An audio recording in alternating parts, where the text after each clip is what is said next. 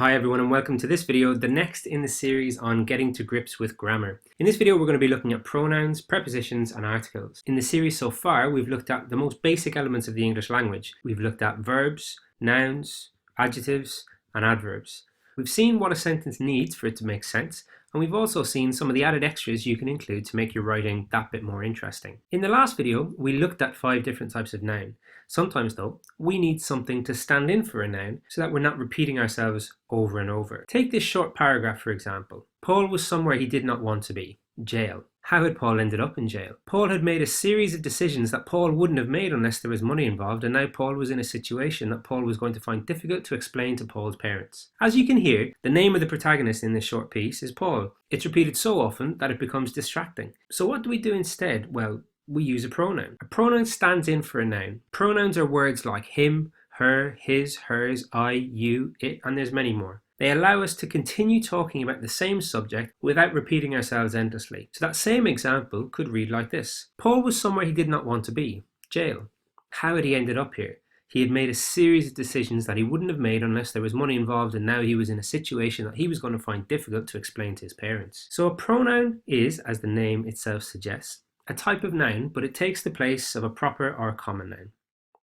And aside from having a word that stands in for a noun, sometimes we need to tell a reader where something is, when something happened, or what the relationship between two things might be. And to do this, we use something called a preposition. For example, if I'm trying to tell somebody in a piece of writing where the frightened boy was hiding, I might say he was hiding under the piano. Or if we were watching a panto together, we all might say he's behind you. In both these cases, the words under and behind are prepositions. Think of the word preposition. It's telling the reader the position of something. Prepositions can also tell us when something happened, but these are more often more than one word. So we call them prepositional phrases, and specifically prepositional time phrases. The match is starting at 8 o'clock. They've been together since the Debs. In the summer, I'm going to learn how to swim. The prepositional time phrases here are at 8 o'clock, since the Debs, and in the summer. So a preposition is used to show when something has, is, or will happen, or where something is. The last part of grammar that we're going to look at in this video is the definite and indefinite articles. Although it sounds complicated, it's really not. It's simply the difference between the and a. You could probably even guess without me having to explain it, but because I'm a teacher, I will anyway. The word the is the definite article, while the word a is the indefinite article. And if we look at this in action, have a look at the 2 sentences that follow. If you continue to make noise, you will wake the baby. If you continue to make noise, you will wake a baby.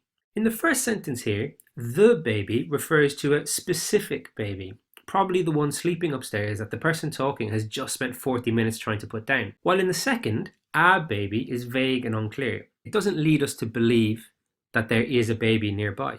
So where a writer uses the, it's definite. It's specific to a particular item. Where a writer uses a, it's indefinite. It's general. So in this video, we've looked at 3 different things. We've looked at pronouns, prepositions, and articles. We've seen that pronouns stand in place of a noun and save us from repeating ourselves over and over. We've also seen how prepositions indicate the position of something either in time or space. And finally, we've seen that there are 2 types of articles, the definite and indefinite articles. The definite article is the, while the indefinite article is a. And these are used to either refer to something specific or something general. I hope that this video has been useful, and in the next video we're going to sum up everything that we've looked at in this series, and we're going to look at why in particular it's useful to know these things and be able to identify them in both your writing and when you're reading. If you have subscribed already, then thank you, and if you haven't, please do. Also, feel free to leave a comment, give a like, or get in touch.